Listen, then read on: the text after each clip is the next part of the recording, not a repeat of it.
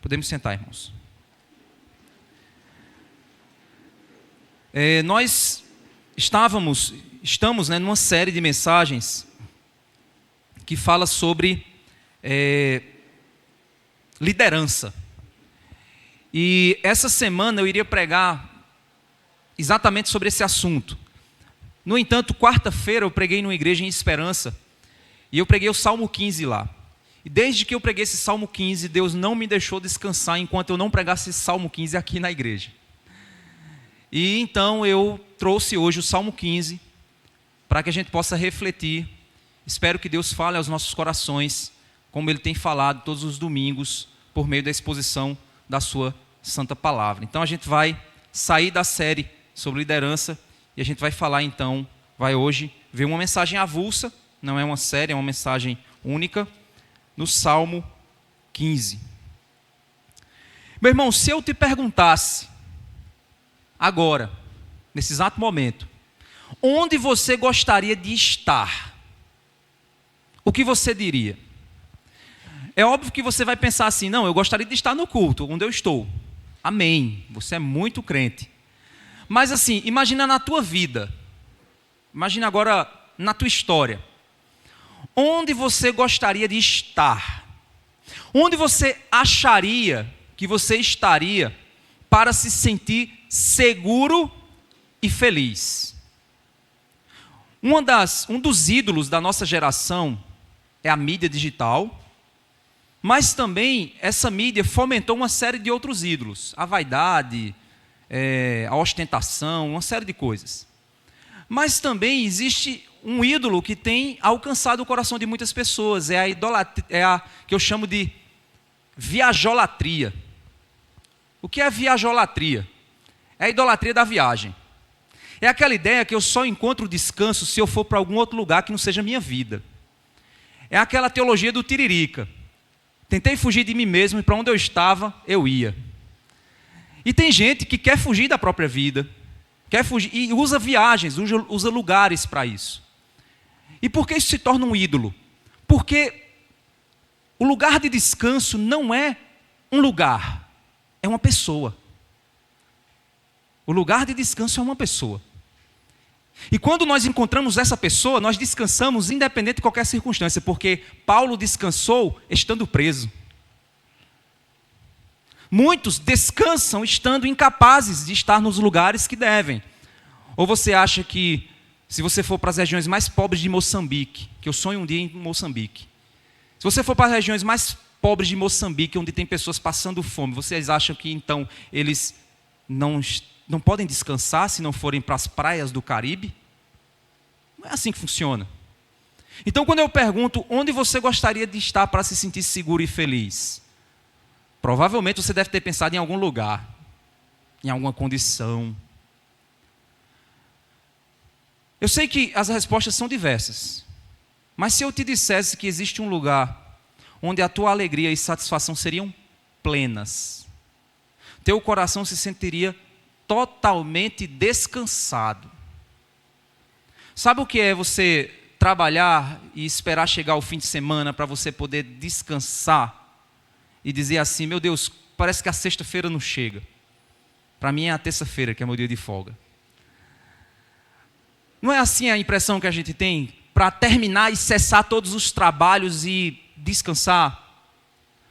Você gostaria de estar nesse lugar agora, onde você se sente descansado? Pois esse lugar é o lugar onde Deus habita.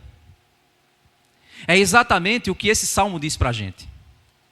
Mas esse salmo nos mostra quem de fato, e é interessante isso porque para habitar nesse lugar existem pré-requisitos. E o salmo nos mostra os pré-requisitos para você poder habitar nesse lugar. Mostra quem de fato mereceria ir para esse lugar. Pois o nosso Deus é um Deus santo, santo e santo. Ele não habita junto com o pecado. E nem o pecador tem o direito de habitar no lugar onde o santo, santo, santo está. Senão, ele seria fulminado pela ira de Deus. Vamos ler esse salmo e vamos entender se você se classificaria. Pega uma prancheta e vai marcando ok para cada uma das características que você entender que você tem. Vamos lá, Salmo 15. Senhor, quem habitará no teu tabernáculo? Quem poderá morar no teu santo monte?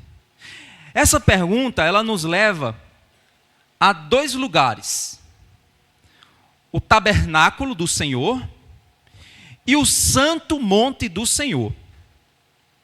É interessante a gente entender que a palavra habitação, ela é uma palavra extremamente importante para a missão que Deus está realizando no mundo.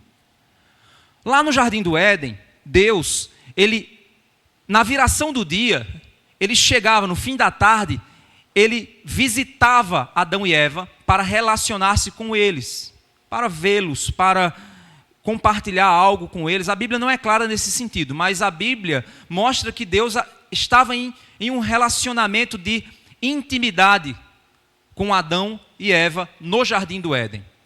Quando Adão e Eva então caem em pecado, o que é que acontece? Eles são expulsos do Éden, porque afinal de contas ali eles não poderiam ficar, porque se eles estivessem ali e comessem do fruto da árvore da vida, eles iriam viver eternamente alienados, porque eles haviam morrido espiritualmente. O que é morte? Morte é a ausência de vida. E o que é vida? É estar em plena comunhão com Deus. A gente pensa no conceito de morte e de vida, pensando obviamente em bater coração ou não bater coração, ou ficar respirando ou não ficar respirando. O fato é que para que a vida exista é necessário haver elementos que permitam a sua permanência, permitam a permanência da vida. No entanto, o conceito bíblico de vida vai muito mais além do que o bater do seu coração. É a plenitude da sua existência. Quando nós fomos criados em abundância de vida. Vida abundante, prazer infinito. Quando nós então nos desconectamos do Senhor, nós então estamos provando os efeitos da morte, que é a desconexão com essa vida abundante. É por isso que Jesus disse que eu vim para que vocês tenham vida, e vida em abundância, que não tem nada a ver com prosperidade material, com cura, com libertação, não tem nada a ver com isso. Tem a ver com plena alegria, satisfação plena na alma. É isso que tem a ver. Por isso que não depende de suas viagens, do seu emprego, não depende nada disso. Se você acha que depende disso, você ainda não conheceu Jesus como deveria. Mas se você conhecer Jesus como deveria, você pode estar até na faixa de Gaza, mas você vai estar sabendo que o Senhor Jesus é a tua plenitude de alegria. Vai sentir dor, vai sentir medo, vai sentir angústia, sim, porque vai estar acontecendo uma guerra diante de você. Mas você estará satisfeito, pois estará no centro da vontade de Deus. Se essa for a vontade de Deus, você está lá.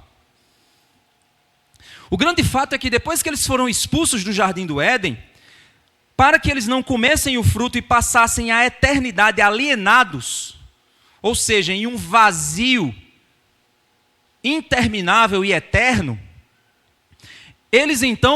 Deus então colocou querubins para travar a entrada do jardim. E a partir daí eles iriam viver em um mundo onde eles deveriam lutar, batalhar, para que eles pudessem encontrar o caminho de volta. Mas é claro que o caminho de volta não era uma habilidade humana, porque o homem estava morto. É a mesma coisa de eu pegar uma caveira que está no mar, no fundo do mar, e eu jogar uma boia para a caveira e dizer assim: vai, caveira, pega aí para eu te salvar. A caveira não vai fazer nada, ela está morta. O homem, ele é incapaz de se achegar a Deus, porque o homem, ele é inerentemente morto em seus próprios pecados e delitos. É impossível ao homem tomar essa ação. É impossível ao homem dar esse passo. Então o que Deus fez? Lá em Gênesis capítulo 3, verso 15, ele disse: a semente da mulher pisará na cabeça da serpente e esta lhe ferirá o calcanhar. Deus então fez a promessa do evangelho de que viria um justo. A partir daí Deus começou a estabelecer um plano.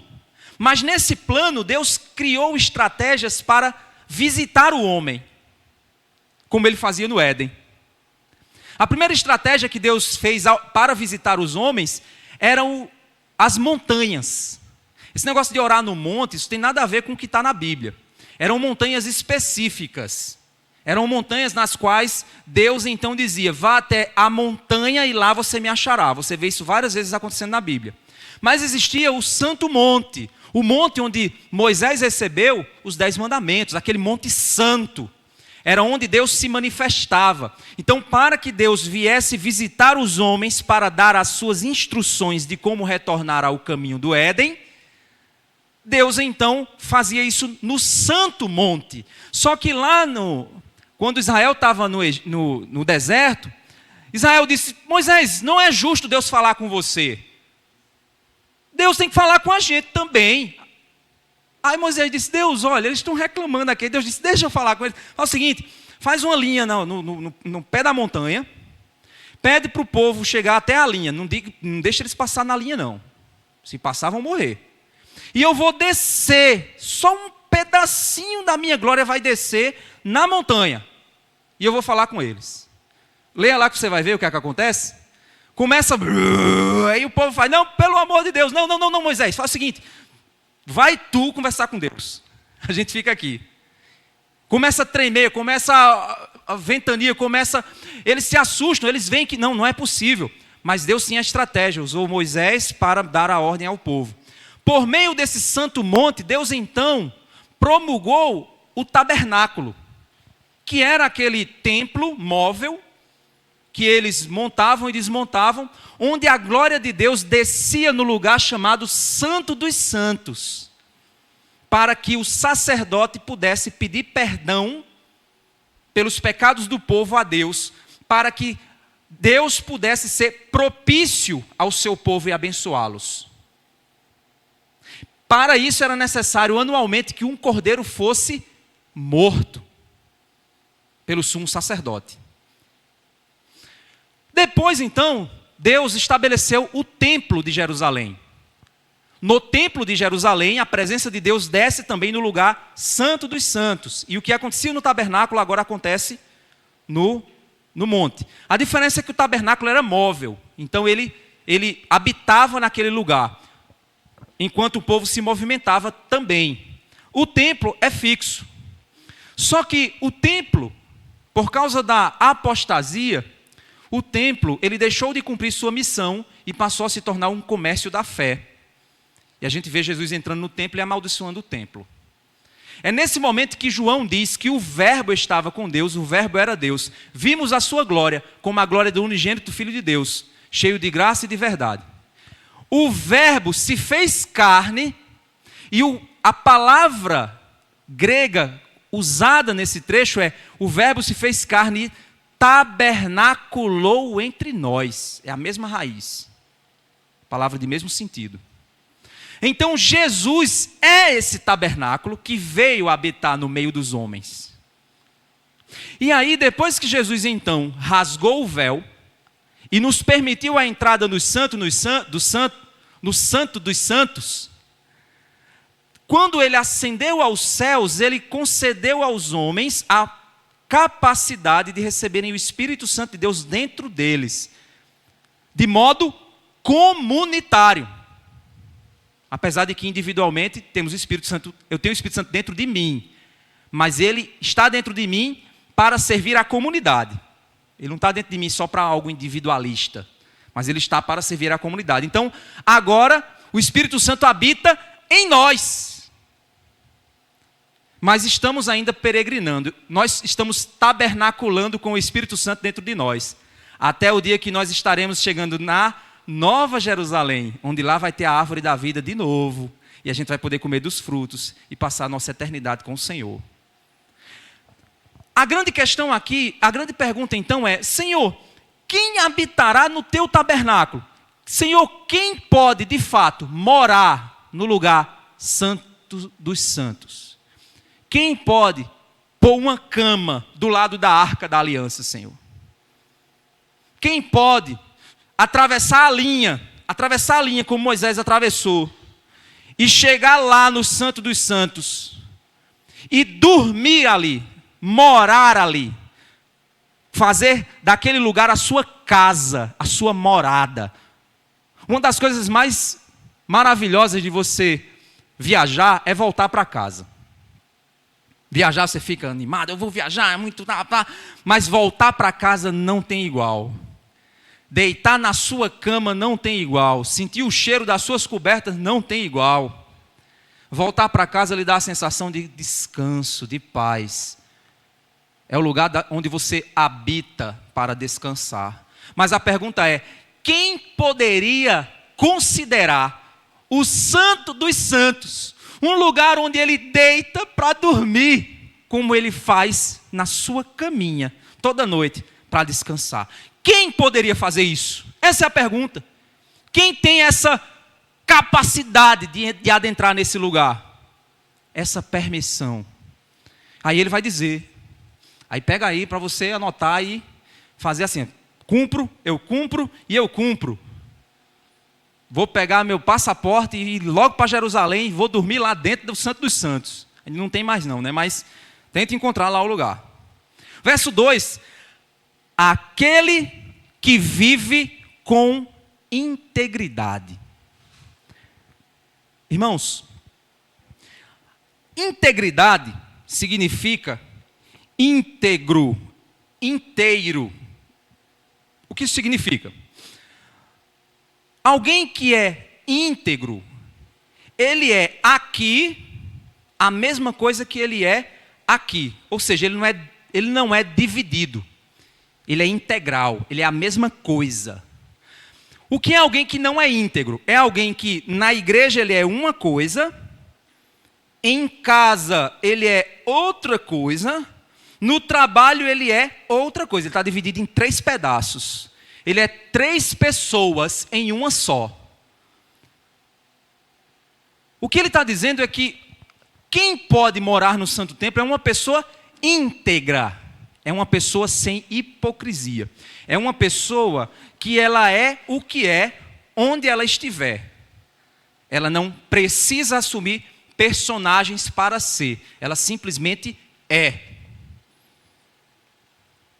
Você é o que você é. Não estou falando, é óbvio que você não vai andar por aí com certas intimidades que você tem em casa. Não estou falando isso. Intimidade é diferente. Mas você é quem você é na igreja, você é em casa. Você é o que você é em casa e na igreja, você é no seu trabalho. Ou você muda os seus valores, muda as suas atitudes, porque você talvez quer ganhar um cargo, porque você talvez... Na igreja você não mente, mas no trabalho você já mente para conseguir o que quer. No trabalho talvez você não fofoque, mas na igreja você já faz uma fofocazinha para ver se consegue uma posiçãozinha em alguma coisa. O que você é, onde você está? Então o primeiro passo é, eu sou íntegro, eu sou o que sou, independente do lugar onde eu esteja. E aí ele vai descrever que o íntegro é quem pratica a justiça. O que é justiça? Justiça é tudo aquilo que é justo. E o que é justo? É tudo aquilo que Deus considera certo. Não é o que eu considero certo, não é o que você considera certo, não é o que o William Bonner considera certo, é o que Deus considera certo. Não sei porque veio o William Bonner na minha cabeça, mas veio. Talvez alguém estava pensando nele aí agora. Não é. Justiça é a prática do que é justo. E ser justo é praticar o que Deus considera correto. Se Deus diz que é dessa forma e ponto final. É a palavra dele que está dizendo. Então quem pratica a justiça é quem está de olho na vontade do Senhor e quer viver de acordo com essa vontade. É alguém que de coração, não é superficialmente, mas é alguém que de coração fala a verdade. Ele não fala a verdade só para ganhar o outro no papo, mas ele fala a verdade porque o coração dele deseja falar a verdade. Ele ama a verdade. Aquele que não difama com sua língua, É interessante, ele falou sobre ações, justiça, ele falou sobre coração, verdade, e ele fala sobre língua, que não difama com sua língua. Tem gente que é metido a santo, que é metido a certo, que tem fala bonita, mas no meio disso, o que ele tem em seu coração é desejo de difamar. O que é difamação? É tirar a fama do outro. Difamação é um tipo de roubo. É roubo de reputação. É isso que é difamação. Por exemplo, eu estou tentando construir aqui na igreja uma igreja saudável. Aí alguém fica com raiva de mim. Aí vai para a quarta presbiteriana ali embaixo. Aí vai chegar e dizer assim, aquele pastor é um safado. Ele é isso, aquilo e aquilo outro. Ele fez isso, fez aquilo outro. E começa a inventar coisas. Porque o alvo dessa pessoa é destruir a reputação do outro, como uma forma de atingi-lo. Isso chama-se difamação. Deixa eu te fazer uma pergunta. Você já difamou alguém? Precisa me responder. Eu já. Já difamei. Você já tentou destruir alguém e não conseguiu e tentou acabar com a reputação dele? E foi até outros para destruir essa reputação? Para fazer a caveira que você queria que fosse enterrada daquela outra pessoa? Pois aquele que não difama com sua língua não faz mal ao próximo, não lança injúria contra o seu vizinho. Nem lança, ele diz aqui, nem lança injúria contra o seu vizinho. Depois que ele fala sobre ações, justiça, coração, verdade, língua, falar para difamar, usar a língua para machucar, usar a língua para fazer o mal, ele agora fala de olhos. Olha só que interessante. Ações, justiça, coração, verdade, língua, desejo de destruir e prejudicar o outro, mentira, difamação, calúnia. E agora ele fala sobre olhos. Quem tem o direito de fazer sua cama no lugar onde o Senhor habita? Está do ladinho de Jesus, deitado, do ladinho, olhando para ele assim, vendo ele do seu ladinho ali. Interessante, naquele filme, naquela série The Chosen, tem um momento que Jesus está dormindo e ele está roncando. E aí eu fiquei pensando, é mesmo, Jesus roncava. Provavelmente. Porque ele veio como homem, ele teve as mesmas fraquezas que nós. E a gente não pensa isso, né? Mas imagina você saber que você está do lado da pessoa mais poderosa do universo, o lugar mais seguro do mundo. O lugar onde não há nenhum tipo de perigo diante de você. Nenhum tipo de falta diante de você. Mas quem pode fazer isso? Quem pode habitar nesse lugar? É quem tem mãos que praticam justiça. Você sempre praticou a justiça? É quem tem um coração que ama a verdade. Você sempre ama a verdade? Ou de vez em quando uma mentirinha não faz mal? É alguém que não usa a língua para prejudicar os outros. Como é que está a sua língua? Você já prejudicou pessoas usando ela? E os seus olhos, como é que estão? Porque o verso 4 diz que aquele que a seus olhos tem por desprezível. Ele despreza, ele olha e diz assim, é desprezível, isso é nojento. Eu não quero ver isso. É aquele que tem por desprezível ao que merece reprovação. Então ele olha para as coisas reprováveis, ele olha para as coisas erradas e ele diz, isso é nojento, isso é errado, isso é ruim. Ontem na reunião dos homens a gente falou sobre pornografia. A gente tem que pedir a Deus nojo disso. A gente tem que pedir a Deus que Deus nos dê nojo dessas coisas. Porque isso não traz absolutamente nada de bom para nós, nem para a pessoa que está fazendo o filme. Provavelmente você está assistindo alguém que é alguém que se envolve em drogas, que talvez já passou por violência sexual, que talvez nem vivo esteja mais. Mas você está se deleitando com o vídeo da escravidão daquela pessoa.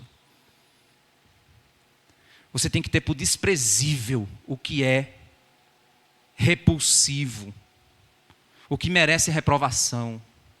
Mas honra os que temem o Senhor. Honra o que Deus honra e despreza o que Deus despreza.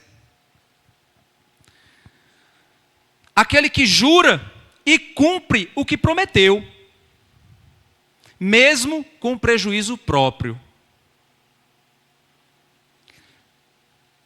Tem empresários aqui. Eu imagino que você já deve ter passado por situações em que você levou prejuízo. Mas você tinha prometido que ia fazer. E você teve que cumprir. E se você foi correto, você cumpriu. Mesmo levando prejuízo. Mas se você diz, não, eu vou pegar um material de terceira qualidade, eu vou fazer uma coisa inferior aqui, para fazer de conta que... Porque para não levar tanto prejuízo, você já arriscou isso aí da sua lista. Aquele que cumpre o que prometeu, mesmo com prejuízo próprio. Aquele que não empresta o seu dinheiro com usura. O que é emprestar com usura, gente? É emprestar com juros. Aí você diz, então o banco não vai para o céu? Não, não existe céu para banco, certo? Existe para as pessoas. Mas assim, o banco, ele empresta dinheiro porque existe uma legislação que permite isso. A lei permite isso. Não é errado o banco emprestar dinheiro, é errado às vezes os juros abusivos. Mas ele está vivendo do empréstimo. Então faz parte da questão do mercado econômico. Mas não sei se vocês sabem que pessoas que emprestam dinheiro com juro, elas estão cometendo um crime financeiro. E esse crime é chamado, meu Deus, agiotagem. Obrigado, fugiu a palavra, agiotagem. Isso é crime, viu, gente? Fulano é crente e agiota. Pois ele tem que se converter. Não está correto. Sabe por quê?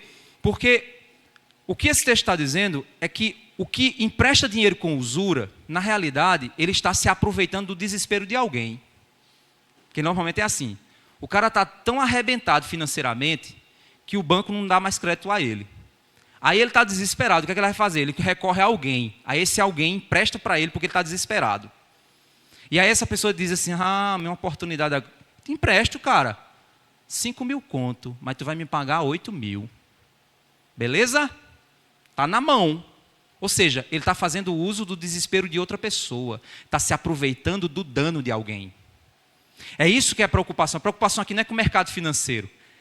A preocupação aqui é com aqueles que se aproveitam da condição que tem. No lugar de ajudar essa pessoa, ela está vendo uma oportunidade de negócio com a desgraça do outro.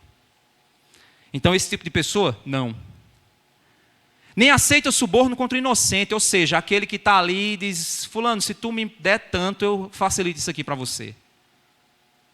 Não. Quem age assim, não será jamais abalado. Ele está dizendo que quem pratica as coisas que esse texto está dizendo, quem tem integridade na sua vida, jamais será abalado. Sabe por quê? Porque ele estará no lugar seguro. Quem pratica isso, mora onde? Eu lembro quando primeira vez que meus pais entraram em crise financeira e botaram no estadual da Liberdade. Chegou lá, comecei a ser perseguido por um menino que o nome dele era Marcelino, eu ainda lembro o nome dele. Vejo a cara dele algumas vezes nos meus sonhos. E eu comecei a ser perseguido por ele. Teve uma vez que ele correu atrás de mim com uma lata enferrujada para me cortar. Gente, minha vontade era chegar em casa. Ainda bem que eu fazia atletismo, então eu corria bem rápido. Então minha vontade era chegar em casa, porque eu sabia que se eu chegasse em casa eu estava seguro. Mas no meio da correria, a casa estava tão longe que eu entrei num supermercado. Para ver mas mesmo assim eu me senti um pouco seguro, mas ainda não estava em casa. Então quem age assim jamais será abalado, porque quem age assim habita no lugar santo, santo, santo. Não há como ser tocado aquele que está do lado do Senhor Jesus, o dono do universo. Jamais será abalado. Mas aí vem a pergunta. Você está apto para isso? Você conseguiu marcar 100% da avaliação? O livro de Salmos, ele é um livro que foi montado pós-exílio. E ele foi montado sob uma lógica. Essa lógica está contida. Então, cada salmo ele tem uma sequência que tem uma razão de estar ali. Não foi, cara, eu acho que eu vou botar o 23 aqui, depois eu vou botar o 19 ali. Não, foi pensado. Os 2 primeiros salmos são a introdução do livro, e os 5 últimos são a conclusão do livro dos salmos. O Salmo 15, ele vem depois do 14. Isso faz sentido, né? E por isso a gente vai entender que o íntegro é essa pessoa que está apta a morar com o Senhor. E aí você olhou e disse assim, eu não sou essas coisas todas, mas pelo menos 99% eu acho que eu consegui aí. A gente sempre pensa assim. Nós sempre temos a tendência de olhar para a nossa vida e achar que nós somos melhor, e olhar para a vida do outro e achar que rapaz, aquele fulano precisa melhorar um pouco, viu? Porque a gente é assim. Só que o Salmo 15 vem depois do 14, e olha o que é que o 14 diz. Capítulo 14, verso 1. Diz o insensato no seu coração, não há Deus, são corruptos e praticam abominação. E aí você diz, esses cabas safados desse governo, é mesmo, é isso mesmo, pastor, esse caba corrupto, pratica abominação, é isso mesmo, muito bem, vá dessa marreta, Jesus, fala, Jeová. Mas olha só o que é que o texto continua dizendo. Já não há quem faça o bem. E piora, viu? Verso 2. Do céu, o Senhor olha para os filhos dos homens, para ver se há quem tenha entendimento, se há quem busque a Deus. Todos se desviaram e juntamente se corromperam. Não há quem faça o bem, não há nenhum sequer. E agora? Murchou sua bolinha? Murchou, não foi? Foi, tem que murchar. Porque se não murchar, Deus vai lá e estoura. E louvado seja Deus quando Ele estoura a nossa bolinha de assopro do orgulho. Porque Deus resiste aos soberbos, mas concede aos humildes a sua graça. Louvado seja Deus quando Ele nos mostra quem nós realmente somos. E não quem a gente acha que é. Porque quem tem problema de coração e não reconhece que tem problema, não vai procurar o médico para resolver. Mas quem sabe que o coração é frágil, vai atrás do médico, e o médico vai fazer exames e vai descobrir que o problema é pior do que ele imaginava. Vai fazer a cirurgia e vai ajudar ele. Ninguém faz cirurgia em si mesmo. Do mesmo jeito que ninguém consegue resolver o problema do pecado com as próprias mãos. Porque se fosse assim, não teria sido prometido em Gênesis capítulo 3, verso 15, que a semente da mulher viria pisar a cabeça da serpente, destruir os desígnios de Satanás e nos libertar. Não teria sido prometido isso, não haveria um Cristo para vir, não haveria uma palavra para ser pregada. Se a solução fosse simplesmente você tentar se esforçar e conseguir, não há um justo, nenhum sequer, não há quem faça o bem, não há quem busque a Deus, todos se desviaram, todos se fizeram inúteis, não há absolutamente nada saudável na sua carne, vinda de você, e se você não reconhecer que essa é a sua realidade espiritual, não há cura para você, não há libertação da sua angústia, não há trabalho contra o teu medo, não há alívio da tua ansiedade, não haverá solução enquanto você não entender que a solução não está nas suas viagens, no seu emprego, na sua honestidade, no seu currículo, no seu dinheiro, nos cargos políticos que você possa ocupar, no poder que você possa... Não há solução para preencher a condição da sua alma. Você está doente, morto espiritualmente em seus delitos e pecados. É impossível ao homem salvar a si mesmo se do céu não lhe for dado a salvação. O verso 4 diz: será que não entendem nada todos esses que praticam a iniquidade, que devoram o meu povo como se comessem pão, e que não invocam o Senhor? Lá ficarão tomados de grande pavor, porque Deus está com a linguagem do justo. Vocês querem frustrar o conselho dos humildes, mas o Senhor é o refúgio deles. Aí surge uma ponta de esperança. Quando Deus classifica todos os que não há um justo, Ele diz, mas existe um grupo pelo qual eu me preocupo, pelo qual eu me movo, pelo qual eu derramo o meu favor, é o meu povo. Ele não está dizendo que é um povo justo, porque ele acabou de dizer que não há ninguém. Mas é um povo que é oprimido pelo pecado deles e dos outros. E é um povo do qual ele derrama sua misericórdia e sua graça. Por quê? Porque esse povo tem o Senhor como seu refúgio. Na hora que o medo bate, para onde tu corre? Para o terapeuta? Ou para o teu quarto, para orar? Na hora que você não vê solução para aquela conta para pagar, para onde você corre? Para ver o saldo da conta? Para tentar calcular um empréstimo? Ou você vai para o seu joelho para orar? Quem é o seu refúgio? Quem é o primeiro para o qual você direciona o seu pensamento? Porque na hora que o Marcelinho correu atrás de mim a primeira coisa que eu pensei foi em minha casa, minha mãe e meu pai. Porque eu sabia que ali eu ia encontrar refúgio, eu ia encontrar segurança. No meio do caminho eu achei uma loja. O pessoal achava que eu ia roubar alguma coisa. Está acontecendo, é um assalto. Esse menino aqui correndo aqui com o outro dentro do... Mas não era o meu lar. Não era a minha casa, não era o meu refúgio. Verso 7. Quem dera que de Sião viesse já a salvação de Israel. Olha só. Quem dera. De Sião. Sião é onde? O Monte Santo.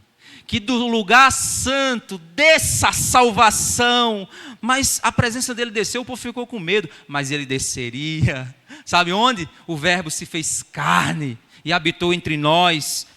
De Sião viesse já a salvação de Israel. Quando o Senhor restaurar a sorte do seu povo, Jacó exultará, Israel se encherá de alegria.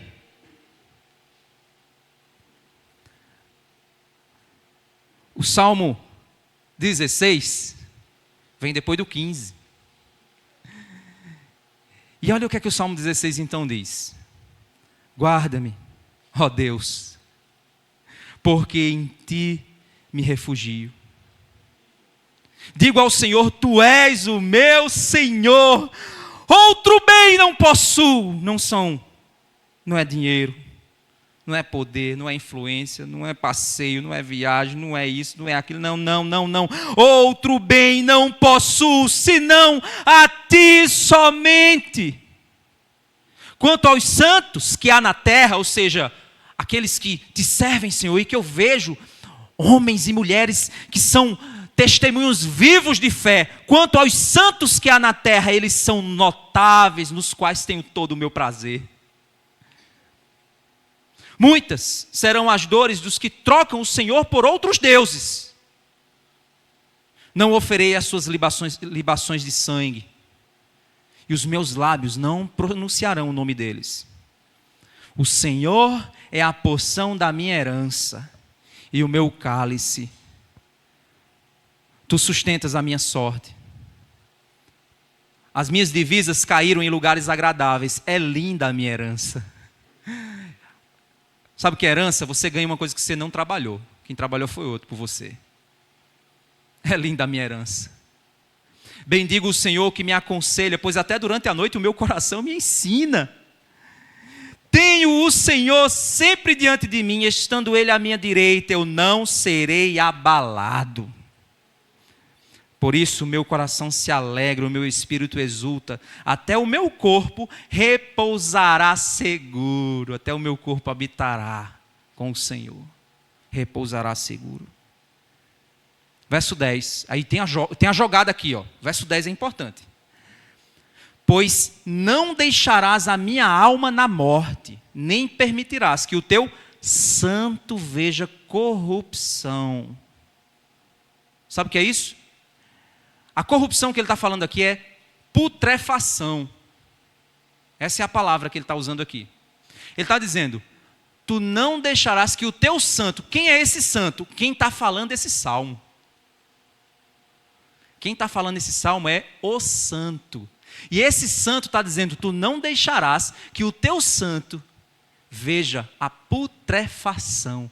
tu não deixarás que o corpo do teu santo apodreça. Atos capítulo 2, verso 27, a gente não vai lá não, você vai só anotar. Atos 2, 27. Quem usa esse texto é Pedro, para dizer que o santo é Jesus, pois ele não apodreceu na morte, ele ressuscitou. Ele não viu a corrupção de um corpo abatido e vencido pelo pecado e pela morte. Ele ressuscitou ao terceiro dia. Ele venceu os efeitos do pecado. Ele é esse santo que diz: em ti me refugio, Senhor. E ele é quem diz aqui: quanto aos santos da terra, Senhor, neles eu tenho prazer, Senhor. É ele quem diz: quanto àquele povo que te ama, Senhor, e que te busca, eu tenho prazer neles. Porque tu não deixará que o teu santo veja corrupção. Mas o verso 11 diz que o trabalho desse homem, olha o que fará: tu me farás ver os caminhos da vida, na tua presença há plenitude de alegria, à tua direita há delícias perpetuamente. Até que a gente chega ao Salmo 32, que é um outro salmo que vai usar, ele vai fazer um jogo do Salmo 15, Salmo 16, Paulo vai fazer esse jogo do Salmo 15, 16 e o 32, lá para frente. Para você entender, a gente vai caminhar para chegar até o Salmo 32. Mas eu quero ler só os primeiros versículos de cada salmo até chegar ao 32. E você vai ver que do Salmo 16 até o Salmo 32, o que você mais vê é clamor na busca por refúgio no Senhor, antes que a ira dele se acenda. Senhor, eu quero me refugiar debaixo das tuas asas. Antes que o Senhor venha julgar esse mundo, eu quero estar do teu lado, Senhor. Eu quero ser perdoado, Senhor. É isso que ele diz. Olha o capítulo 17, verso 1. Ouve, Senhor, a causa justa, atende o meu clamor, dá ouvidos à minha oração, pois ela não procede de lábios enganosos. 18:1. Eu te amo, ó Senhor, força minha. 19:1. Os céus proclamam a glória de Deus e o firmamento anuncia as obras de suas mãos. Capítulo 20, verso 1. Que o Senhor lhe responda no dia da tribulação. Que o nome de Deus de Jacó o proteja. Capítulo 21, verso 1. Na tua força, Senhor, o rei se alegra e como exulta com tua salvação. 22:1. Deus meu, por que me desamparaste? Porque se acham longe de mim a minha salvação e as palavras do meu gemido. Quem disse isso? Verso 23, capítulo 23, verso 1. O Senhor é o meu pastor, nada me faltará. Capítulo 24, verso 1. Ao Senhor pertence a terra e toda a sua plenitude, o mundo e os que nele habitam pertencem ao Senhor. Verso 25, a ti, Senhor, eleva a minha alma. Capítulo 25, a ti, Senhor, eleva a minha alma. Capítulo 26, faze-me justiça, Senhor, pois tenho andado na minha integridade e confio no Senhor sem vacilar. Capítulo 27, o Senhor é a minha luz e a minha salvação, de quem terei medo? O Senhor é a fortaleza da minha vida, a quem temerei? Capítulo 28, a ti, ó Senhor, a ti clamo, ó Senhor, rocha minha, não sejas surdo para comigo, porque se te calares quanto a mim, sereis semelhante aos que descem a cova. Capítulo 29, verso 1, deem ao Senhor, ó filhos de Deus, deem ao Senhor glória e força. Capítulo 30, eu te exaltarei, Senhor, porque tu me livraste e não permitisse que os meus inimigos se alegrassem contra mim. Capítulo 31, em ti, Senhor, me refugio. Não seja eu jamais envergonhado, livra-me por tua justiça. Capítulo 32. Bem-aventurado aquele cuja transgressão é perdoada e cujo pecado é coberto. Bem-aventurado é aquele a quem o Senhor não atribui iniquidade e em cujo espírito não há engano. Enquanto eu calei os meus pecados, envelheceram os meus ossos pelos meus constantes gemidos todo dia, porque a tua mão pesava dia e noite sobre mim, e o meu vigor secou como no calor do verão. Quem escreveu esse salmo foi Davi, depois do seu pecado.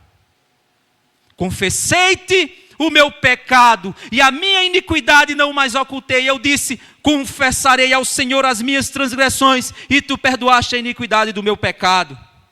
Sendo assim, todo o que é piedoso te fará súplicas em tempo de te poder encontrar. Com efeito, quando transbordarem as muitas águas, não o atingirão. Tu és o meu esconderijo, tu me preservas da tribulação e me cercas de alegres cantos de livramento. A resposta de Deus a Davi foi no verso 8. Deus diz a Davi, diante da oração de arrependimento, da confissão de pecado, da confissão da sua condição de iniquidade. E aí você pode dizer: realmente, pastor, aquele cara pecou mesmo. Mas a gente acabou de ver aqui que não há um justo, não há um sequer, não há um que busque a Deus. Se você nunca fez uma confissão de pecado na sua vida, uma confissão e um reconhecimento da sua condição espiritual, você está condenado, porque você está cego à sua própria maldade. Você está tentando se justificar pelos seus próprios méritos. E é exatamente isso que o texto está dizendo. Se você quer habitar com o Senhor, na sua condição natural, é impossível habitar no Senhor. É impossível ter essa integridade. Mas aí, Deus enviou um rei para salvar o seu povo, o rei Davi. E esse rei estava vencendo as batalhas. Mas esse rei não era o rei. Porque o rei não caiu em pecado. Mas Davi caiu. Mas quando o rei Davi caiu em pecado, mesmo sendo servo ungido de Deus, Davi encontrou no arrependimento o perdão necessário para voltar à integridade do seu coração. É por isso então que o verso 8, a resposta de Deus é: eu o instruirei e lhe ensinarei o caminho que você deve seguir. E sob as minhas vistas lhe darei conselho. Não seja como o cavalo ou a mula que não tem entendimento, que são dominados com freios e cabrestos, do contrário não obedecem a você. Muitos são os sofrimentos do ímpio, mas o que confia no Senhor, a misericórdia. Você não receberá o que você merece, inferno eternamente. É isso que nós merecemos. Nós não receberemos se confiarmos no Senhor. A misericórdia nos cercará. Verso 11. Alegrem-se no Senhor e regozijem-se, ó justos. Exultem todos vocês que são retos de coração.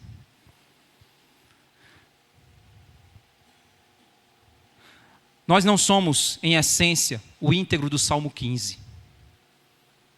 Mas se somos aqueles que amam e esperam no Senhor, assim como Davi, que mesmo ungido e chamado para servir, caiu em transgressão, nós nos arrependemos, nós nos retornamos ao Senhor.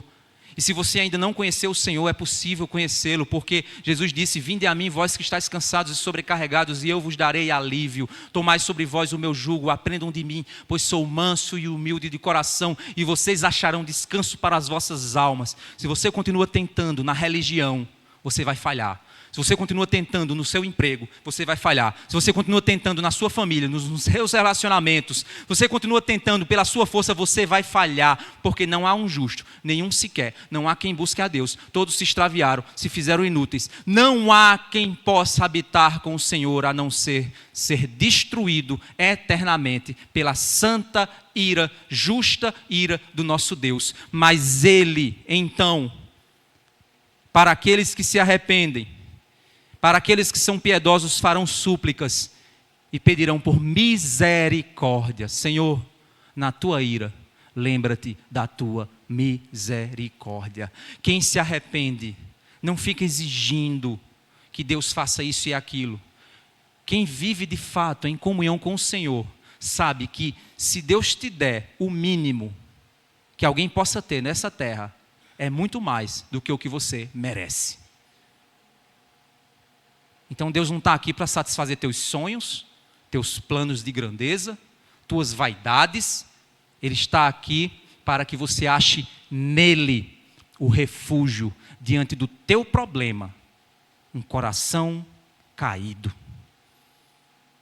É por isso que ele diz: um coração quebrantado e contrito não desprezarás, Senhor.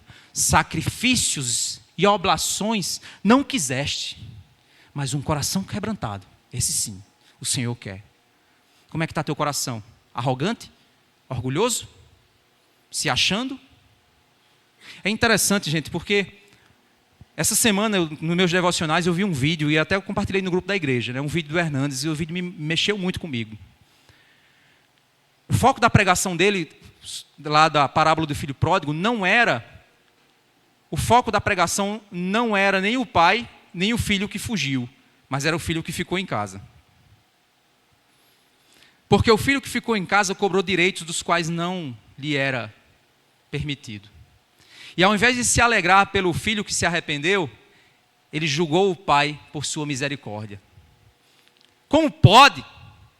Esse teu filho fez isso, e você nunca me deu um cabrito para me alegrar com os meus amigos? E eu sempre estive aqui, ou seja, eu sempre fui um filho bom, eu sempre fiz tudo o que você pediu, eu mereço estar aqui. Ele não. Quantas vezes nós fazemos isso? Nós que somos crentes achamos isso. Nós achamos que nós merecemos estar aqui cantando, pregando, interpretando, orando. A gente acha que merece estar aqui. A gente esquece que tudo que tem, tudo que somos é fruto da misericórdia do Senhor. E é por isso então, que depois que nós entendemos que somente se formos alvos dessa misericórdia, é que poderemos morar e habitar com o Senhor. Sabe por quê? Vamos lá para Romanos capítulo 4. Romanos capítulo 4. Romanos capítulo 4, verso 5. Diz assim. Paulo aqui, ele está falando sobre Abraão. Abraão, ele creu e Deus lhe justificou pela fé. Abraão não tinha praticado ainda nada de certo na vida dele para que ele fosse salvo. Então Abraão não tinha trabalhado pela salvação. E é isso que ele vai dizer no verso 5. Mas para quem não trabalha, porém crê naquele que justifica o ímpio, a sua fé lhe é atribuída como justiça. Quem habitará no teu santo monte, Senhor? Aquele que pratica a justiça. Mas nós não praticamos, Senhor. Mas nós cremos em quem justifica ímpios como nós e nos torna justos, por nos atribuir a justiça dele. Então entenda uma coisa, se tem aqui pessoas que ainda não são crentes, eu vou para o céu, e eu tenho certeza disso. Aí se você, nessa hora que eu falei isso, você disse assim, que homem arrogante, você não entendeu o evangelho. Eu vou para o céu, não por meu mérito, eu vou para o céu por causa da cruz. Foi Ele que me salvou, porque eu sou um miserável, podre pecador. E louvado seja Deus que Ele me mostrou a realidade. E se você ainda acha que tem alguma coisinha aqui e ali, você não entendeu o evangelho. Você não entendeu que está doente. Você não entendeu que precisa de cura. Você não entendeu que tem a cura, tem a vacina para você contra o pecado, e ela chama-se Jesus e a sua cruz. Verso 6, é assim também que Davi declara ser bem-aventurado aquele a quem Deus atribui justiça independente de obras. Olha o verso 7, Davi disse, bem-aventurado aqueles cujas transgressões são perdoadas e cujos pecados são cobertos. Bem-aventurado aquele a quem o Senhor jamais atribuir pecado. Foi o que a gente acabou de ler, lá no Salmo. No capítulo 5, do verso 1 ao 5, nós vemos o seguinte: justificados, pois, mediante a fé, temos paz com Deus, por meio do nosso Senhor Jesus Cristo. Nós devemos tudo, tudo, tudo, tudo, tudo, tudo a Ele. Se você não entender como Ele é precioso, você precisa mudar seu coração. Você achar que água pura, limpa, mineral, daquelas que tem uma garrafa bem linda. Tem umas águas por aí que tem umas garrafas, aqui no Nordeste não tem não, mas quando você vai nos aeroportos por aí, cada garrafa linda, que você diz assim, meu Deus, eu vou pegar essa garrafa para botar água na minha casa. Mas você está com um copo descartável tomando água do esgoto e dizendo que é bom. Sabe por quê? Porque os seus olhos estão cegos ao teu pecado. Por isso que você valoriza mais o teu emprego, valoriza mais o teu tempo de diversão do que vir para o culto. Por isso que você valoriza mais as coisas que você gosta do que de fato entender o que Deus quer que você goste. Você acha que Deus, Ele existe para te servir nas suas meninices. Você acha que Deus está aqui para te servir porque Ele é o dono, você é o filho do dono do ouro e da prata. Você acha que Deus está aqui para mimar você.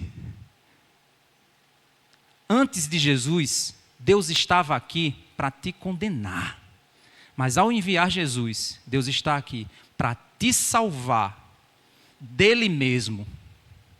Porque no dia que Ele levantar a sua ira para julgar esse mundo, nenhum escapará. Só escapará quem estiver debaixo das asas do Senhor Jesus. Porque é isso que Ele está dizendo. Justificados mediante Deus, temos paz com Deus, por meio do nosso Senhor Jesus Cristo, pelo qual obtivemos também acesso pela fé a esta graça, na qual estamos firmes, e nos gloriamos na esperança da glória de Deus. E não somente isto, mas também nos gloriamos nas tribulações, sabendo que a tribulação produz perseverança, a perseverança produz experiência, a experiência produz esperança. Ora, a esperança não nos deixa decepcionados, porque o amor de Deus é derramado em nosso coração pelo Espírito Santo que nos foi dado. Somos amados, mesmo pecadores, por causa de Jesus. E se você pôr nele sua confiança, você vai derramar sua vida todos os dias com um coração quebrantado e contrito, que Deus não despreza. E a resposta do Salmo 32 é: eu te ensinarei qual é o caminho que você deve seguir. Sob as minhas mãos você andará e eu te manterei seguro. Vamos fechar lá em Isaías. Vamos lá para Isaías, capítulo 53.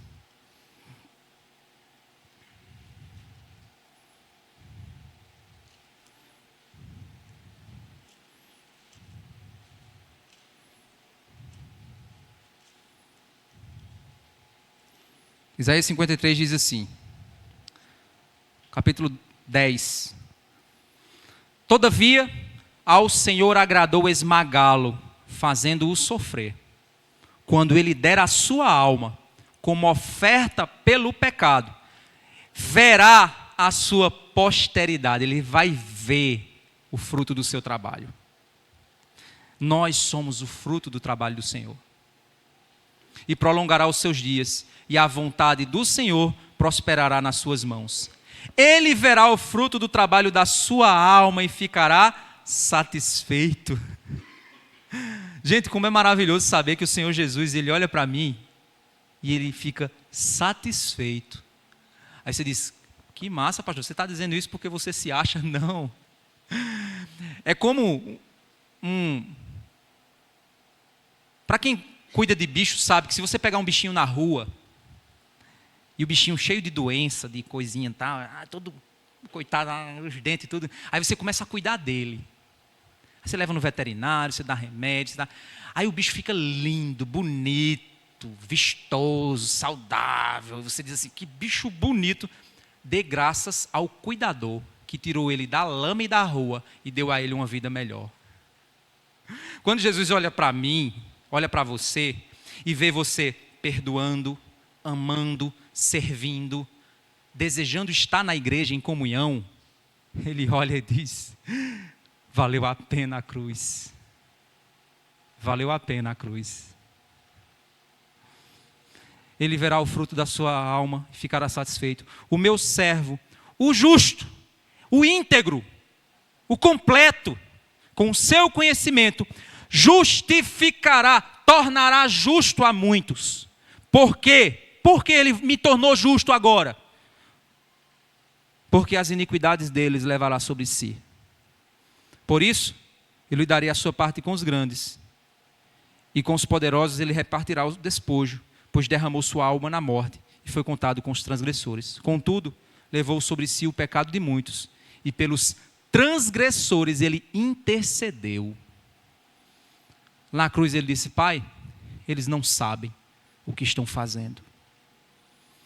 As escolhas erradas que você faz rememoram essa frase. Pai, ele não sabe o que está fazendo, porque ele está acessando esse site pornográfico. Pai, ele não sabe o que está fazendo, por que ele está enganando no trabalho dele, por que ele está roubando esse dinheiro. Pai, ele não sabe o que está fazendo, porque ele está mentindo. Pai, ele não sabe o que está fazendo. Louvado seja Deus, porque Deus intercede por você. E se você for filho, Deus vai restaurar a sua vida para Ele. Mas se você não for, sobre você repousa somente ira e indignação. Então a solução é: venha para Cristo hoje, se você ainda não conhece o Senhor.